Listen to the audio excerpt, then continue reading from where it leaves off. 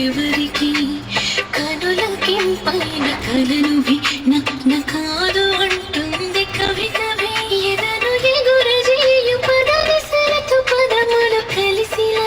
కరసిల్సిల శిలను కరుగదీయు సరిన మరతు ఈ మెరగిల్చలా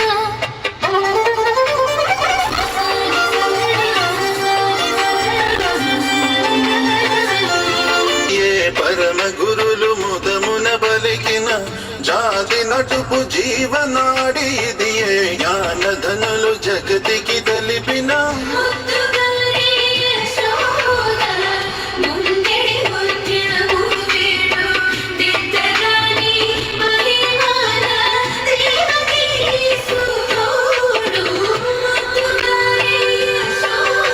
రా